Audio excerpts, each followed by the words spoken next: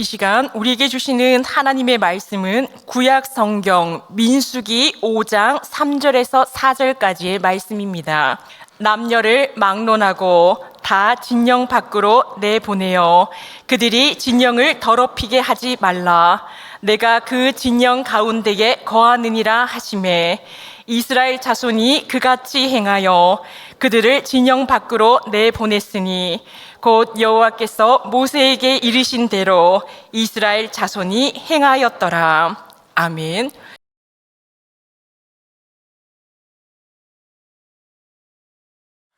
지난 시간에 살펴본 민수기 1장부터 4장까지의 내용을 보면 1장에서는 이스라엘 백성 중에 싸움에 나갈 만한 징집할 남자들의 수를 세웠고요. 2장에서는 진칠 때와 행진할 때의 각 지파의 배열들을 살펴보았습니다. 3장과 4장에서는 레위 지파의 직무와 행진할 때에 레위인들이 그 가문에 따라서 무엇을 옮겨야 하는지에 대해서 알아보았습니다. 오늘 통독할 부분은 민수기 5장과 6장인데요. 민수기 5장에서는 광야에서 새롭게 정비된 이스라엘 백성이 하나님 앞에서 어떻게 성결하게 살아갈 수 있는지 그 규례들에 대해서 말씀하고 있습니다. 먼저 1절부터 10절까지만 교독하면서 우리 읽어보도록 하겠습니다. 제가 먼저 1절 읽겠습니다. 여호와께서 모세에게 말씀하여 이르시되 이스라엘 자손에게 명령하여 모든 나병한 자와 질증이 자와 수동으로 정하게 된 자를 다 진영 밖으로 내보내되 남녀를 막론하고 다 진영 밖으로 내보내어 그들이 진영을 더럽히게 하지 말라. 내가 그 진영 가운데에 거하느니라 하시매 이스라엘 자손이 그같이 행하여 그들을 진영 밖으로 내보냈으니 곧 여호와께서 모세에게 이르신 대로 이스라엘 자손이 행하였더라. 여호와께서 모세에게 말씀하여 이르시되 이스라엘 자손에게 이르라. 남자나 여자나 사람들이 범하는 죄를 범하여 여호와께 거역함으로 죄를 지으며 그 지은 죄를 자복하고 그 죄값을 온전히 갚되 5분의 1을 더하여 그가 죄를 지었던 그 사람에게 돌려줄 것이요 만일 죄값을 받을 만한 친척이 없으면 그 죄값을 여호와께 드려 제사장에게로 돌릴 것이니 이는 그를 위하여 속죄할 속죄의 수량과 함께 돌릴 것이니라. 이스라엘 자손이 거제로 제사장에게 가져오는 모든 성물은 그의 것이 될 것이라. 각 사람이 구별한 물건은 그의 것이 되나니 누구든지 제사장에게 주는 것은 그의 것이 되느니라. 아멘. 먼저 1절에서 4절에 보면 하나님께서는 모든 나병 환자, 유출증 있는 자와 주검으로 부정하게 된 자를 다 진영 밖으로 내보내라고 하십니다. 당시 나병과 유출병 그리고 주검은 죄와 부패를 상징했습니다. 그러기에 하나님은 하나님 자신의 거룩성과 이스라엘 백성들의 성결을 유지하기 위해서 이러한 자들을 진영 밖으로 내보내라고 하시는 것입니다. 왜냐하면 하나님이 함께 하시는 이스라엘 진영 안에 부정한 자가 있다는 것은 거룩하고 성결하신 하나님에 대한 모독이라고 생각하셨기 때문입니다. 그 다음 5절부터 10절은 죄를 지은 가해자가 어떻게 해야지 죄를 용서받을 수 있는지에 대해서 설명하고 있는데요. 6절에 보면 남자나 여자나 사람들이 범하는 죄라고 하고 있습니다. 이 죄가 어떠한 죄를 말하는 것인지는 그 다음을 보면서 유추할 수가 있는데요. 6절 하반절에 여호와께 거역함으로 죄를 지었다라고 하지만 7절 하반절에 보면 그가 죄를 지었던 그 사람에게 돌려줄 것이요 라고 하는 것을 보면 여기에서 말하는 죄는 하나님께 직접적으로 죄를 지었다라기보다는 이웃에게 상처나 손해를 입은 죄를 말하는 것을 알 수가 있습니다. 이웃에게 죄를 지었을 때는 그 죄가 용서받기 위해서 몇 가지 순서가 있습니다. 7절부터 보시면 첫 번째는 죄를 자복하는 것입니다. 여기서 자복하는 대상은 두 분인데요. 한 분은 하나님입니다.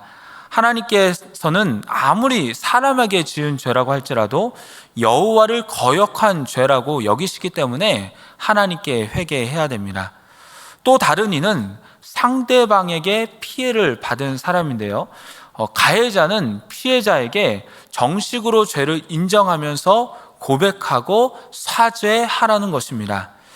죄를 자복한 다음에는 그 죄값을 온전히 갚되 5분의 1을 더하여 돌려주어야지만 합니다. 만약에 소를 훔쳤는데 소를 판 가격이 1,000,000원이라고 한다면 1,000,000원은 당연히 피해자에게 돌려주어야 하고요. 그 값의 5분의 1인 200만 원을 더하여서 피해자에게 위자료로 주라고 합니다. 그런데 만약에 피해자가 죽었거나 아니면 해외로 떠나서 대신 받을 만한 친척도 없다면 그 죄값, 즉 원금과 20%의 위자료까지 더해서 제사장에게 주며 또 속죄할 숙량까지 주라고 합니다. 이때 제사를 드리는데 이때는 속건제 제사를 드리게 됩니다. 요즘에 이제 사회적 분위기를 보면 죄를 지었어도 재판을 통해서 받은 법적인 책임만 지면 다 끝이라고 생각을 합니다. 그러나 성경은 그렇게 말하지를 않습니다. 반드시 피해자에게 자신의 죄를 자복하고 피해를 입힌 것에 원금과 또 20%까지 더해서 돌려주라고 그렇게 말씀하고 있습니다. 하나님께서 이렇게까지 범죄로 인한 죄물과 손해를 끼친 것, 또 위자료까지 주라고 하신 이유가 있습니다. 이것은 범죄자로 하여금 부당한 이익을 취하지 못하게 할 뿐만이 아니라 피해자를 생각하는 것입니다. 일단 말로만 하는 회개가 아니라 다시는 쉽게 이웃에게 피해를 입히지 않도록 말과 행동으로 또 보상으로 갚게 하는 것입니다. 11절부터는 의심의 소재인데요. 11절부터 마지막 절까지 교독하도록 하겠습니다. 여호와께서 모세에게 말씀하여 이르시되 이스라엘 자손에게 말하여 그들에게 이르라. 만일 어떤 사람의 아내가 탈선하여 남편에게 시비를 저버렸고 한 남자가 그 여자와 동침하였으나 그의 남편의 눈에 숨겨 드러나지 아니하였고 그 여자의 더러워진 일에 증인도 없고 그가 잡히지도 아니하였어도 그 남편이 의심이 생겨 그 아내를 의심하였는데 그 아내가 더럽혀졌거나 또는 그 남편이 의심이 생겨 그 아내를 의심하였으나 그 아내가 더럽혀지지 아니하였던지 그의 아내를 데리고 제사장에게로 가서 그를 위하여 보리가루 10분의 1 에바를 헌물로 드리되 그것에 기름도 붓지 말고 유향도 두지 말라. 이는 의심의 소재요 죄악을 기억나게 하는 기억의 소재라. 제사장은 그 여인을 가까이 오게 하여 여호와 앞에 세우고 토기에 거룩한 물을 담고 성막 바닥에 티끌을 취하여 물에 넣고 여인을 여호와 앞에 세우고 그의 머리를 풀게 하고 기억나게 하는 소재물 곧 의심의 소재물을 그의 두 손에 두고 제사장은 저주가 되게 할 쓴 물을 자기 손에 들고 여인에게 맹세하게 하여 그에게 이르기를 내가 내 남편을 두고 탈선하여 다른 남자와 동침하여 더럽힌 일이 없으면 저주가 되게 하는 이 쓴물의 해독을 면하리라. 그러나 내가 내 남편을 두고 탈선하여 몸을 더럽혀서 내 남편 아닌 사람과 동침하였으며 제사장이 그 여인에게 저주의 맹세를 하게 하고 그 여인에게 말할지니라. 여호와께서 내 넓적다리가 마르고 내 배가 부어서 내가 내 백성 중에 저주거리 맹세거리가 되게 하실지라. 이 저주가 되게 하는 이 물이 내 창자에 들어가서 내 배를 붓게 하고 내 넓적다리를 마르게 하리라 할 것이요 여인은 아멘 아멘 할지니라. 제사장이 저주의 말을 두루마리에 써서 그 글자를 그 쓴 물에 빨아넣고 여인에게 그 저주가 되게 하는 쓴 물을 마시게 할지니 그 저주가 되게 하는 물이 그의 속에 들어가서 쓰리라.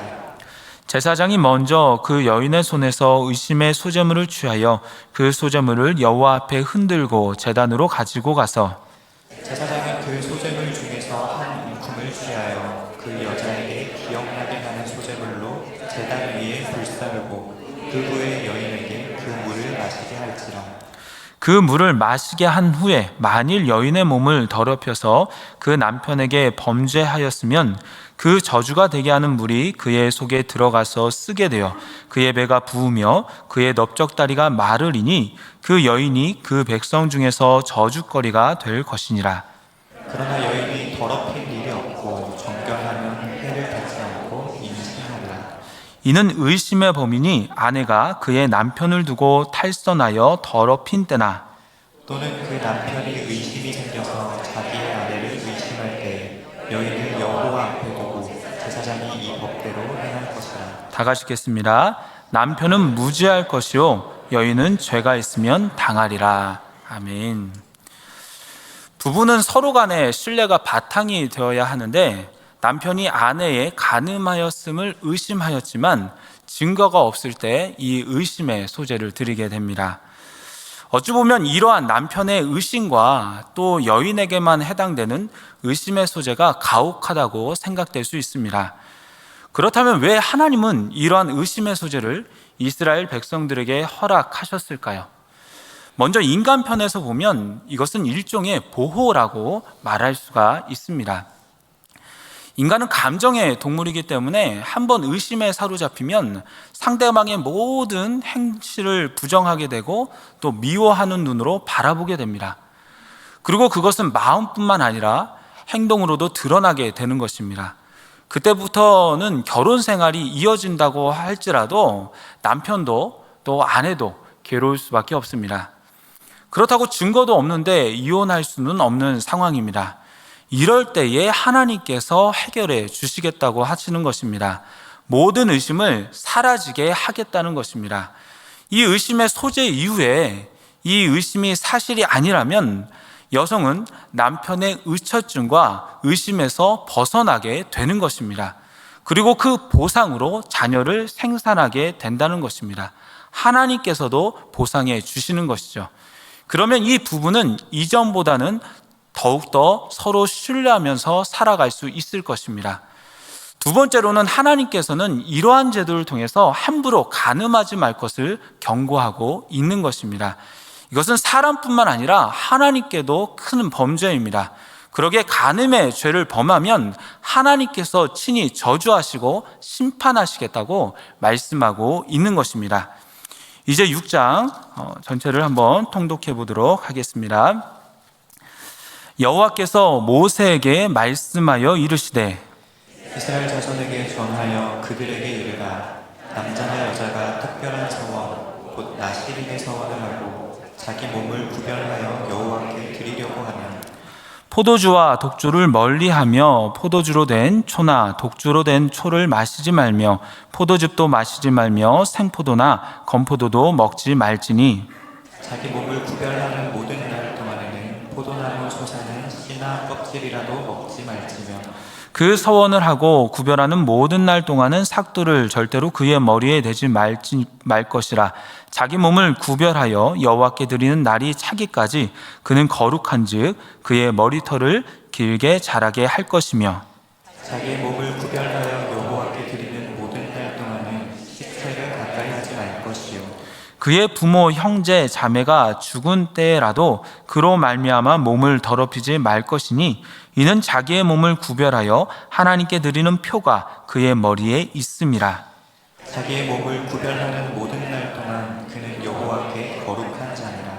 누가 갑자기 그 곁에서 죽어서 스스로 구별한 자의 머리를 더럽히면 그의 몸을 정결하게 하는 날에 머리를 밀 것이니 곧 7째 날에 밀 것이며 8째 날에 산비둘기 2마리나 집비둘기 새끼 2마리를 가지고 회막문에 와서 제사장에게 줄 것이요 제사장은 그 하나를 속죄제물로 하나를 번제물로 드려서 그의 시체로 말미암아 얻은 죄를 속하고 또 그는 그 날에 그의 머리를 성결하게 할 것이며 자기 몸을 구별하여 여호와께 드릴 날을 새로 정하고 1년 된 수량을 가져다가 속건제물로 드릴지니라. 자기의 몸을 구별한 때에 그의 몸을 더럽혔은즉 그만한 기간은 무효니라. 나시린의 법은 이러하니라. 자기의 몸을 구별한 날이 차면 그 사람을 회막문으로 데리고 갈 것이요 그는 여호와께 헌물을 드리되 번제물로 1년 된 흠 없는 수양 1마리와 속죄제물로 1년 된 흠 없는 어린 암양 1마리와 화목제물로 흠 없는 수양 1마리와 무교병 한 광주리와 고운 가루에 기름 섞은 과자들과 기름 바른 무교 전병들과 그 소제물과 전제물을 드릴 것이요 제사장은 그것들을 여호와 앞에 가져다가 속죄제와 번제를 드리고 화목제물로 순양의 무교병 황광절이를 아울러 여호와께 드리고 그 소제와 전제를 드릴 것이요. 자기의 몸을 구별한 나시리는 회막문에서 자기의 머리털을 밀고 그것을 화목제물 밑에 있는 불에 들지며 자기의 몸을 구별한 나시린이 그의 머리털을 민 후에 제사장이 삶은 순양의 어깨와 광주리 가운데에 무교병 하나와 무교 전병 하나를 취하여 나시린의 두 손에 두고 여호와 앞에 요제로 흔들 것이며 그것과 흔든 가슴과 밭들어 올린 넓적다리는 성물이라 다 제사장에게 돌릴 것이니라. 그 후에는 나시린이 포도주를 마실 수 있느니라. 이는 곧 서원한 나시린이 자기의 몸을 구별한 일로 말미암아 여호와께 헌물을 드림과 행할 법이며 이외에도 힘이 미치는 대로 하려니와 그가 서원한 대로 자기의 몸을 구별하는 법을 따라 할 것이니라. 여호와께서 모세에게 말씀하여 이르시되 아론과 그의 아들들에게 말하여 이르기를 너희는 이스라엘 자손을 위하여 이렇게 축복하여 이르되 여호와는 내게 복을 주시고 너를 지키시기를 원하며 여호와는 그의 얼굴을 내게 비추사 은혜 베푸시기를 원하며 여호와는 그 얼굴을 내게로 향하여 드사 평강 주시기를 원하노라 할지니라 하라. 다 같이 읽겠습니다. 그들은 이같이 내 이름으로 이스라엘 자손에게 축복할지니 내가 그들에게 복을 주리라. 아멘. 1절부터 21절까지는 나시린 서원에 대해서 나오는데요. 나시린은 거룩한, 구별된 이라는 뜻의 히브리어 나지르에서 유래한 것으로 삼손과 같은 경우를 제외하고는 평생이 아니라 대부분 일정 기간 동안 내 몸을 구별하여 드리겠다는 마음으로 또 의식을 행하면서 살아가는 것입니다. 지금으로 따지면 40일 동안 내가 거룩한 삶을 살아가 보겠다. 40일 동안 금식하겠다. 40일 동안 아침마다 일정 기간 동안 기도하겠다. 이렇게 정하는 것과 비슷한 것입니다. 이때는 포도주와 독주를 멀리하고요. 머리를 깎지 않으며 시체를 가까이 하지 않으면서 성결을 유지하게 됩니다. 그리고 그 다음 22절부터 27절까지는 하나님께서 아론의 자손들인 제사장에게 이렇게 축복하라고 명하신 것입니다. 그러면 하나님께서 제사장이 축복한 대로 복 주시겠다라고 말씀하고 있는 것입니다. 이제 말씀을 맺도록 하겠습니다. 하나님은 이스라엘 백성들이 지금 광야에 있지만 광야에서도 약속의 땅인 가나안 땅에 들어가서도 하나님의 백성답게 성결하게 거룩하게 살기를 바라셨습니다. 그러기에 당시에 부정하게 여기던 이들을 진영 밖으로 내보내시고 이웃 간의 죄를 짓지 않도록 규정을 정하시며 의심의 소재를 통해서 이스라엘 백성들의 간음을 막고자 하십니다. 또한 더욱더 구별하여서 성결한 삶을 살기를 바라시기 때문에 나실인 규정을 또한 만드십니다. 민수기의 시대와 방법은 지금과는 다르지만 하나님은 지금도 여전히 우리가 성결하게 거룩하게 살기를 바라십니다. 그러기에 매일매일 삶 속에서 죄악된 습성을 버리고 하나님의 말씀을 기준 삼아서 주님이 기뻐하시는 살기를 소망하고 바라며 기도하는 우리 영혼의 모든 성도들이 되기를 축복합니다. 기도하겠습니다.